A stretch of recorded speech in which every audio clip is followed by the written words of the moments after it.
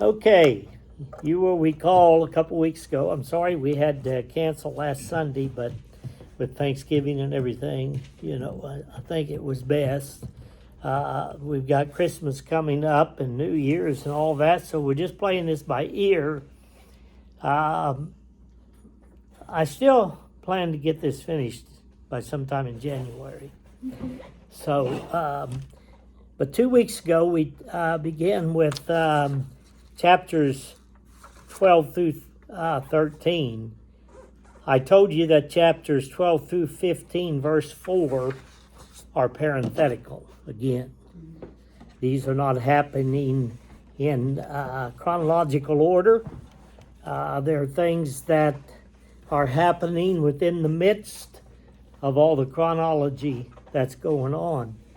So we talked about chapters 12 last week. There are actually 12 through 13. There are 7 different characters we talked about. Chapter 4, or chapter 12, we talked about 4 of the characters. Talked about the woman. We talked about the dragon. We talked about the man-child. And we talked about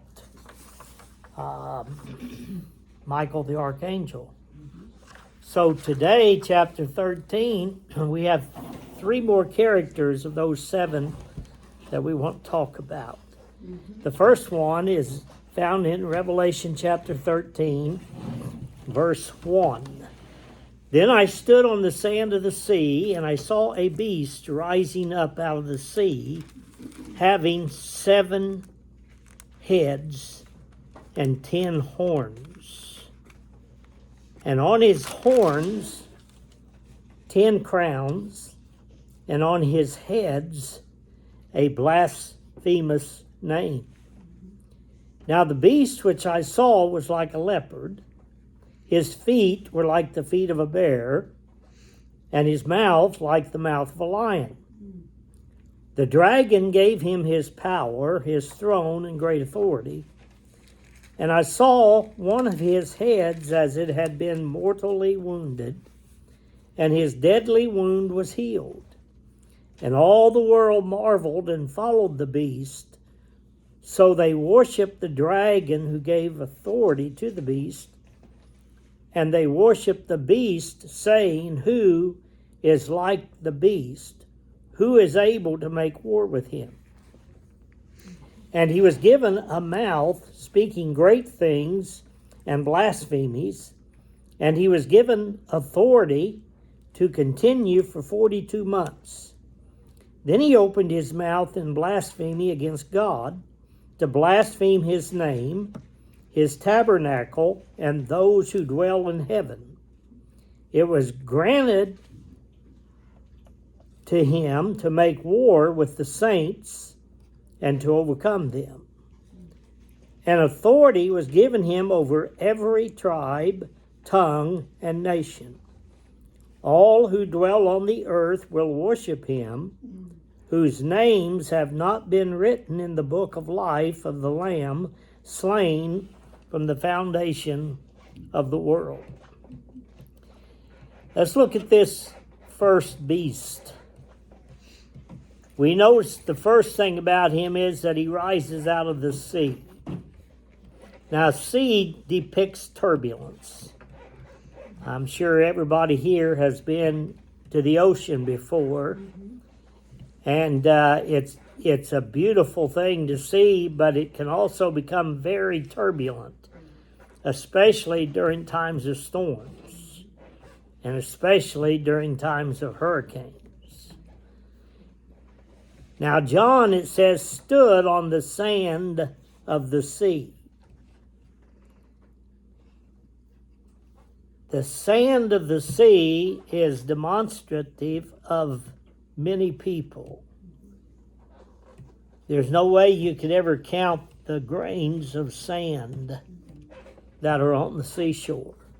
So, sand represents masses of people. Revelation chapter 11 and verse 7 and chapter 17 and verse 8 tells us where he comes from. He comes up, the scripture says, out of the abyss. Chapter 11 and verse 7. When they finish their testimony, talking about now these three witnesses, the beast that ascends out of the bottomless pit will make war against them, overcome them, and kill them. So the beast that John saw rising up out of the sea comes from the abyss. He comes from the pit of hell.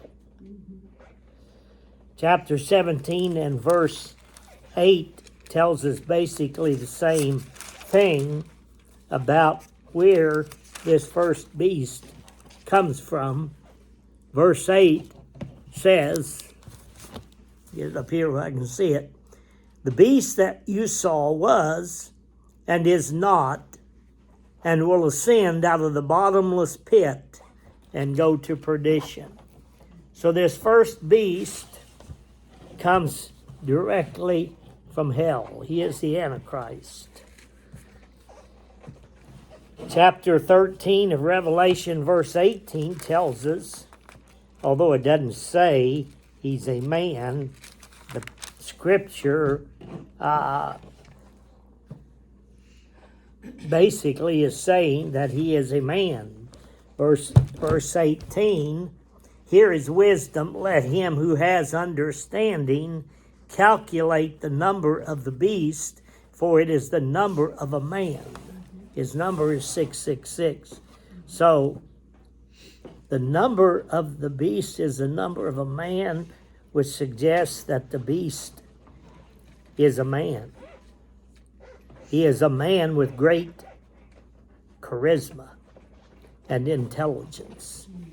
He is a great communicator. Now, I'm certainly not saying this, making this statement to refer to any political party, but to leaders in general.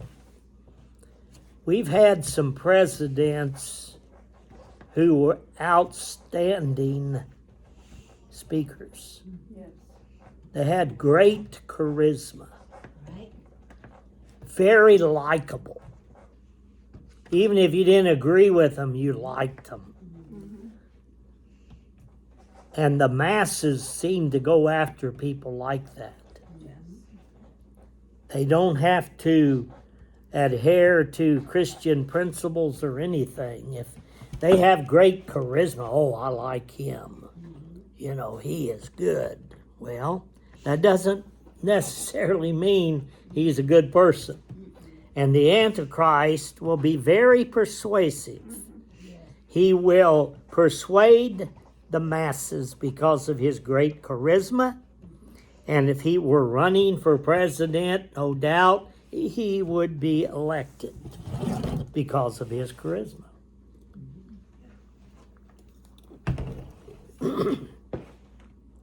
Daniel chapter 7 and 8 speaks of this first beast, the Antichrist, and I'm reading from the ESV. I considered the horns, and behold, there came up among them another horn, which is the Antichrist, a little one, before which three of the first horns were plucked up by the roots. And behold, in this horn were eyes, like the eyes of a man, and a mouth speaking great things. In other words, he will be very shrewd. He will be very political. He will be very savvy. He will know how to move the masses of people. Revelation chapter 9 and verse 27. Just look at that. Did I say Revelation? I meant Daniel. That's what I'm turning to. Sorry. Thank you for correcting this old man. Daniel chapter 9 and verse 27. Then he shall confirm a covenant with many for 1 week. But in the middle of the week he shall bring an end to sacrifice and offering. And on the wing of abominations shall be one who makes desolate, even until the consummation which is determined is poured out on the desolate.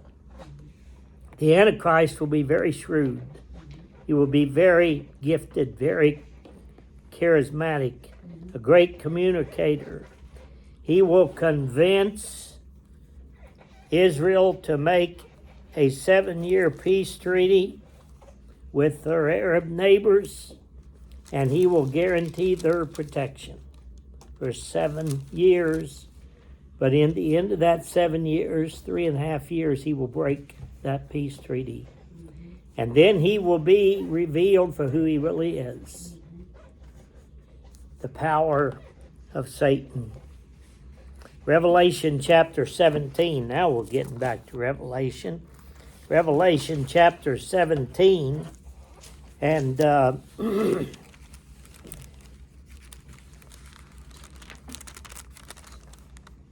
verse 12. Revelation 17 and verse 12 and 13 and verse 17. Verse 12, the 10 horns which you saw are 10 kings who have received no kingdom as yet, but they receive authority for 1 hour as kings with the beast. The beast is the Antichrist. These are of one mind, and they will give their power and authority to the beast. Verse 17, for God has put it into their hearts to fulfill his purpose, to be of one mind and to give their kingdom to the beast until the words of God are fulfilled. In other words, all leaders of other countries will give their authority to one person, to one man, to lead the world. The Antichrist will come in peacefully. Revelation chapter 6 and verse 1 to 2 says, now I saw when the Lamb opened one of the seals, and I heard one of the 4 living creatures saying with a voice like thunder, come and see. And I looked, and behold, a white horse. He who sat on it had a bow, and a crown was given to him, and he went out conquering and to conquer. When he opened the second seal, I heard the second living creature saying, come and see. Another horse, fiery red. I meant the wrong one. Let me start there with verse 1. Now, I saw when the Lamb opened one of the seals, and I heard one of the 4 living creatures saying with a loud voice like thunder, come and see. And I looked, and behold, a white horse. He who sat on it had a bow, and a crown was given to him, and he went out conquering and to conquer. Now, some people have said that that's Christ coming on a white horse, but it's not. As I brought out before, that's the Antichrist. He's coming in peacefully. Daniel chapter 11 and verse 21. We read again about this beast.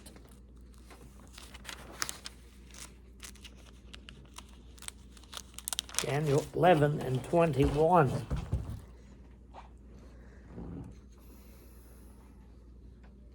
And in his place shall arise a vile person to whom they will not give the honor of royalty. Now it's talking about the Antichrist. But he shall come in peaceably and seize the kingdom by intrigue. He will be so slick, you might say, so charismatic, so intelligent, such a gifted communicator that he will deceive people and he will gain authority. He will seize the kingdom by intrigue, by trickery. But behind that facade, facade. See, my wife keeps me in line. Facade. Thank you, dear. She doesn't want people to think that I'm nuts. So she corrects me. They're on YouTube. My wife is really teaching this. Not really. But anyway, thank you, dear. I should have asked you that before I'm going to give you a word after I'll see if you can pronounce it. We'll see who's smart one around here. Okay. Got you wondering now, don't I? Facade. Okay, where was I at now? He will come in peacefully, and behind that facade, I'll never forget that word again, he will have a very ferocious nature. Revelation chapter 13 and verse 1. It's a good thing I'm not President Joe Biden. Yeah, right. If I was, and that was my wife standing there beside me, I'd be correcting you. she'd be correcting me constantly. Like, now this is not an insult to Joe Biden. He can't help it, really. He can't. But I saw a little comedy the other day, and Joe Biden is saying to Donald Trump, he says, "Knock, knock," and Donald Trump says, "Who's there?" And Joe Biden says, what is it? See, I'm forgetting now. Joe Biden says, "Who's where?" That's what he said. Yeah. Donald Trump said, "Who's there?" And Joe Biden said, "Who's where?" Okay. Anyway, dear President Biden, we do pray for him, really. But anyway, Revelation chapter 13, we're talking about he'll come in peacefully. Revelation chapter 13, 1. Then I stood on the sand of the sea, and I saw a beast rising up out of the sea, having 7 heads and 10 horns, and on his horns 10 crowns, and on his heads a blasphemous name. Right now, we're not going to get into that, what that blasphemous name is, but he will come in peacefully. He will be a great military leader. Revelation chapter 13 and verse 4, so they worshiped the dragon who gave authority to the beast, and they worshiped the beast, saying, "Who is like the beast? Who is able to make war with him?" He will be a great military leader. Chapter 17 and verse 14. These will make war with the Lamb, and the Lamb will overcome them, for he is Lord of lords and King of kings, and those who are with him are called chosen and faithful. So the Lord will overcome him in the end, but he's the only one who will be able to. That's it. And then in chapter 19 and verse 19. And I saw the beasts, the kings of the earth, and their armies gathered together to make war against him who sat on the horse and against his army. He will be such a great military leader that he will be able to convince the whole world to go up against God himself, believing that they can actually defeat Jesus. Deception at its highest. He will be very boastful and arrogant. And I notice I left the scripture out on that, but there's a lot of scriptures right there that talk about how boastful and arrogant he will be. Yeah. John describes this beast as having 7 heads with the name of blasphemy upon them in chapter 13 and verse 1. Revelation chapter 17 and verse 18, or chapters 17 through 18, I encourage you to read those. And keep in mind that those are parenthetical chapters also. But notice Revelation chapter 17 and verse 10. There are also 7 kings. 5 have fallen, 1 is, and the other has not yet come. And when he comes, he must continue a short time. This verse refers to 7 kings or kingdoms.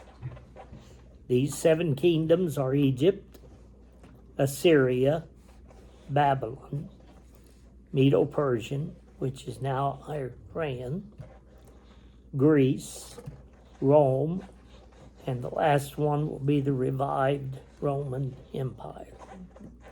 5 are fallen. If you look back through history, you will see that the Egyptian kingdom fell. Right. The Assyrian kingdom fell. The Babylonian kingdom fell. The Medo-Persian kingdom fell, and the Grecian kingdom fell. Those were all referring to John's day. And one is the Roman Empire, and it was also referring to John's day, and the Roman Empire fell. But the seventh that is to come will be the revived Roman Empire. There's a lot of history on that if you care to search it out. Verse 1 talks about 10 horns. Talks about 10 crowns being upon the horns. It says that this beast is like a leopard in verse 2. He's like a bear in verse 2. He has the mouth of a lion in verse 2. His power and throne are given to him by the dragon or the devil, is verse 2. And we've described all these different things and what they mean. The leopard and the bear and the mouth of a lion and so on. We've described those in the past, so I won't go into all of that again. But Daniel described a similar vision that he had in the night when Belshazzar was king of Babylon. You remember that story in Daniel chapter 7 and verse, well, I'm not going to read it, the whole chapter. I just say read the whole chapter. But in verse 2 of Daniel chapter 7, he talks about the four winds of heaven were stirring up the great sea. Remember what Revelation 13:1 says? I stood on the sand of the sea and saw a beast rising up out of the sea. Here it says out of stirring up the great sea. It represents chaos, turbulence. Daniel chapter 7:3 says, 4 great beasts came up from the sea, each different from the other. In verse 4, he describes those somewhat like John saw in Revelation. One was like a lion with eagle's wings, verse 4. Verse 5, one was like a bear raised up on one side with 3 ribs between its teeth. Verse 6 describes one as like a leopard with 4 wings on its back and had 4 heads. The fourth beast was dreadful and terrible, exceedingly strong, had huge iron teeth. It devoured, broke in pieces, and trampled the residue with its feet.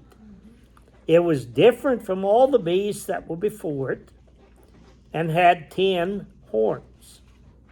Another little horn came up from among them, and plucked out by the roots 3 of the first horns. We just read about that in Revelation chapter 13 there. The little horn had eyes like a man and a mouth speaking pompous or proud words. Very arrogant, the Antichrist. So we see that both John's vision and Daniel's dream correspond with Nebuchadnezzar's dream of a great image that he saw in his dream in Daniel chapter 2. And he described that as a head of fine gold in verse 32, as arms of silver, verse 32, as having a belly and thighs of bronze, verse 32, legs of iron, verse 33, and feet partly of iron and partly of clay. Now John writes concerning this beast in Revelation 13:3, and I saw one of his heads as it had been mortally wounded. It was either killed or close to death. It says as if it had been mortally wounded. It doesn't say that the Antichrist will be mortally wounded. So he's either killed or he's close to death and his deadly wound was healed, it says. Verse 13 tells us that his wound was by a sword. Now, who likes to kill with the sword these days? Muslims, and that's not an attack on personal Muslims, but they're, what's the word I'm looking for? They have this mindset that they are to kill unbelievers with the sword. And verse 13, see, that's chapter 13, verse 13 says, let me find, he performs great signs. Well, that's not the one I'm looking for. But his wound was by a sword. Thought that was Revelation chapter 13 and verse 13.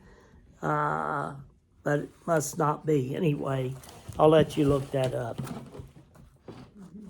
It's sometimes I have so much stuff going here that I get confused with my own self. So you have to forgive me, or anyway, you're supposed to forgive me. So if you don't, God won't forgive you neither. So there you go.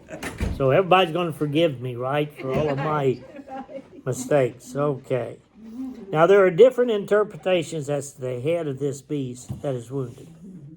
Some believe this refers to the old Roman Empire that received a fatal wound years ago, but will be healed or restored and will reemerge into a 10-nation European confederation. David Levy said that because the beast is referred to as a composite empire, several nations under one ruler, but each nation having its own local traditions and legal structures by the description of its parts, it is reasonable to believe that this is speaking about raising up the empire and not its leader.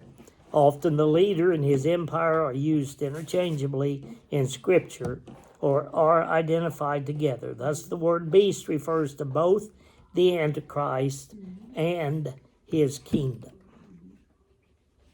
All the world, we said, will go after this beast. And you can see that there in chapter 13 of Revelation, verse 3 through verse 4 and verse 8. Now you recall they rejected Jesus when he came to earth. In John chapter 5, verse 43, and I'm not quoting it exactly as Jesus said it, but he said, "Me you rejected, him you will accept."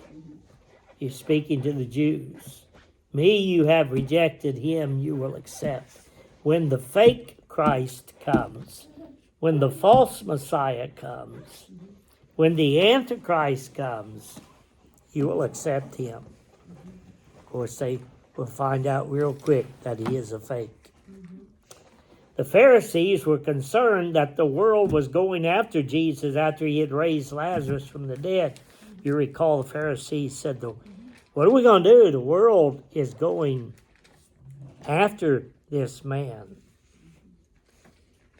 But time would tell that they really weren't going after him at all. They were just being moved by the emotions of the moment. He had just raised Lazarus from the dead. But it wasn't long after that till they was crying, "Crucify him, crucify him." And they killed him. This beast's authority and power will seem to be unlimited according to verses 4 and 7. But it's not. Let's look at that just a minute. Revelation 13 and verse 4. So they worshiped the dragon who gave authority to the beast, and they worshiped the beast, saying, "Who is like the beast? Who is able to make war with him?"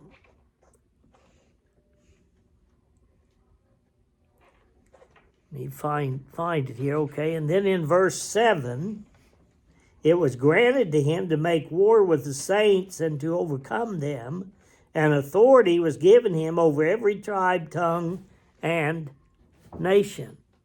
So it will look like, wow, he's in authority and he's going to stay there. But verse 5 tells us that he was given authority to continue for 42 months, so his authority is limited by God. He does not have supreme authority. He is not going to be in power forever, but for a short time. Right. And that should be a word of encouragement to the tribulation saints, that, as the old saying goes, this too will pass. The second beast is the false prophet. The first beast was the Antichrist. The second beast is the false prophet. Let's look at that.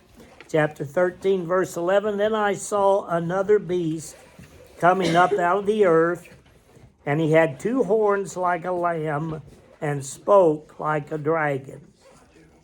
Now remember, the first beast came up out of the sea, which represents masses of people. This beast comes up out of the earth. And he had two horns like a lamb and spoke like a dragon. And he exercises all the authority of the first beast in his presence, and causes the earth and those who dwell in it to worship the first beast, whose deadly wound was healed. He performs great signs, so that he even makes fire come down from heaven on the earth in the sight of men. Now, if you ran into a fella who could call fire down from heaven, would he get your attention? I think he would, wouldn't he? Yeah. This false prophet's going to get people's attention. And he deceives those who dwell on the earth by those signs which he was granted to do in the sight of the beast, telling those who dwell on the earth to make an image to the beast. Remember, King Nebuchadnezzar told them to make an image to him, and that Daniel and them would, or the three, Daniel and them wouldn't bow down anyway. Yeah, she had the three. Thank you, Judy. 2 women here helping me out today. I appreciate that. Okay. And he deceives those who dwell on the earth by those signs which he was granted to do in the sight of the beast, telling those who dwell on the earth to make an image to the beast, who was wounded by the sword and lived. He was granted power to give breath to the image of the beast, that the image of the beast should both speak and cause as many as would not worship the image of the beast to be killed. He causes all, both small and great, rich and poor, free and slave, to receive a mark on their right hand or on their foreheads, and that no one may buy or sell except one who has the mark, or the name of the beast, or the number of his name. Here is wisdom. Let him who has understanding calculate the number of the beast, for it is the number of a man. His number is 666. Now this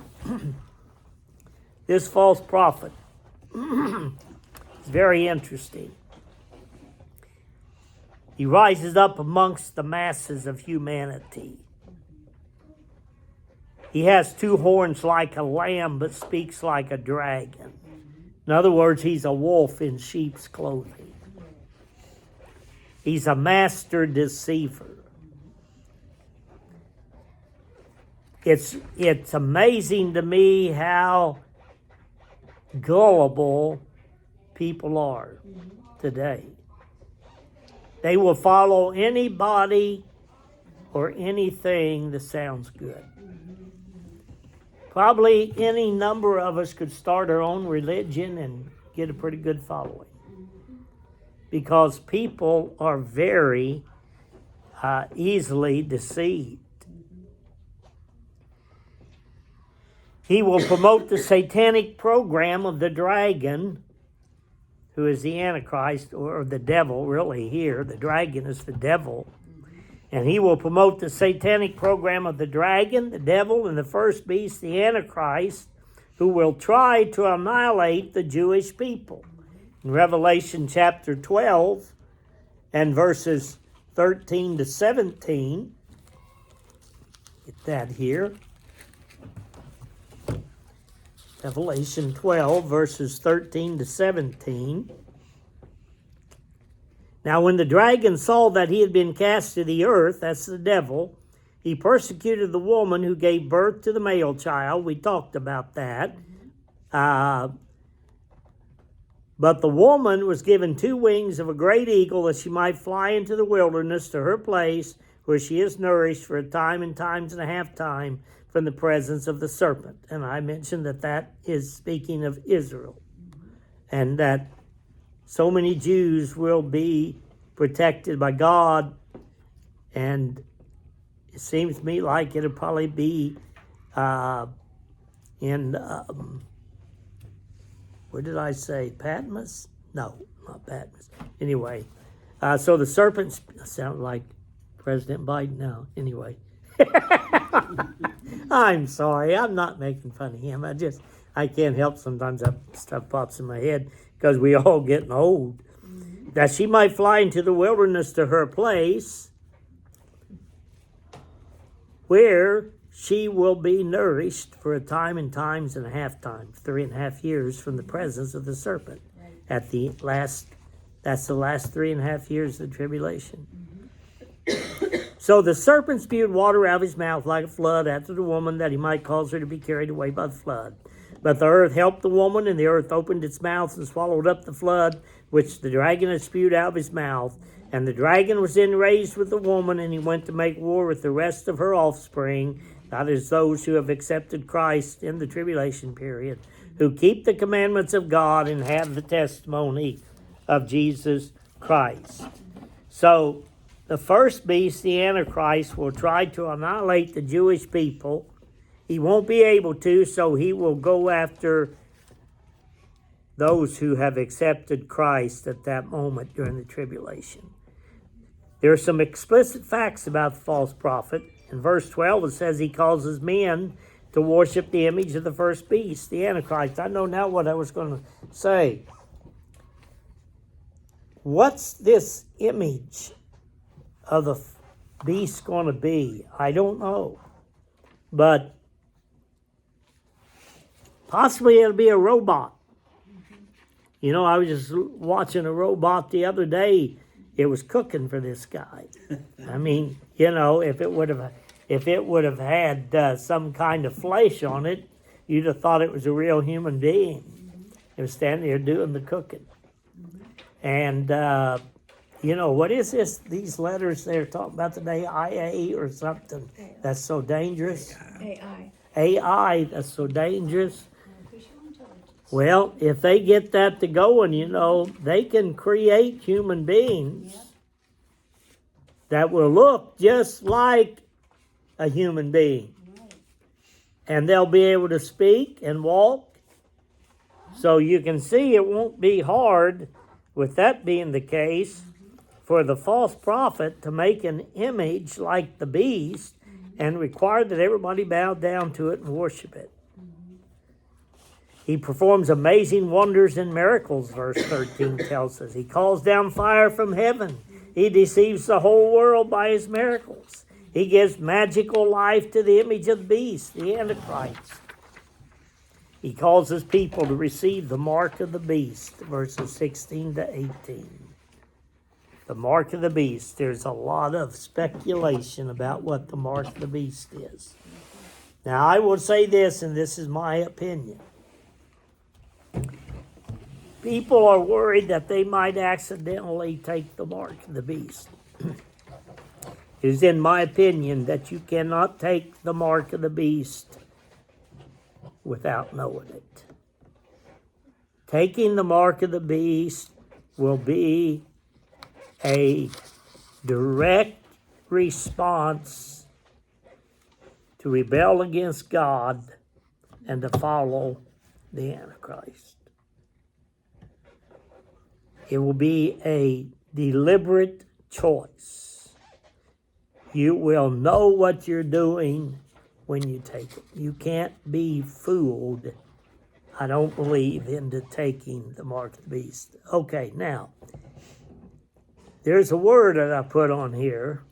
Dan first brought this to my attention. Are you looking at your paper there? Yeah. Dan first brought this to my attention. His brother Terry mentioned it to him. Can somebody, I've told Dan that he cannot give it away. He will be fined $1,000. Somebody tell me what that first word, how you pronounce it and what it means. I went to Judy, she could. Judy? Oh, Judy can't see I it. can't see it. Well, Okay, Dan, how did you pronounce it? I didn't. Okay, well, I got on the internet and listened to a tape on how you're supposed to pronounce it, and I've been working on it, practicing it. If I can get it now, it's called Hexacasa. Let me get it now, let me see. Hexacasa, hexacanta, hexaphobia. Hexacasa, hexacanta, hexaphobia. It means fear of the number 666. Look it up in the dictionary. Yeah. That's exactly what it means. Now, I just for fun, I put another word down there. Triska decaphobia. Triska decaphobia. Do you know what that means? Fear of the number 13. So there's a lot of people in our society who have the disease of hexacassia, hexacanta, hexaphobia, and also of triskaidekaphobia. Okay. All right, if you haven't learned anything else new, you've learned 2 new words today. Phobia means fear. Huh? Anybody got any comments? Boy, this Mitchie, I'm getting out a little early today. oh, you got it done early. Yeah, well, I apologize for all of my fumbling around and everything. And I apologize really for mentioning President Biden. I am opposed to making fun of the man. I really am. But I'll have to admit sometimes some things are comical. But, when you get old and your mind starts playing tricks with you, and yeah, I just don't think a person like that, whether it's Republican or Democrat, whatever, should be leading the nation when their mind is in that kind of shape. But, that's my opinion. But I don't post things like that, what I told you on Facebook or anything like that, because I don't want to give people the wrong idea. Now, that's going on YouTube. So I tell you ahead of time, YouTube, if there are any of you who are strong Democrats and you just hate what I said, I'm sorry. I apologize right now. Okay, that's it. Anybody got any thoughts or questions? Well, it's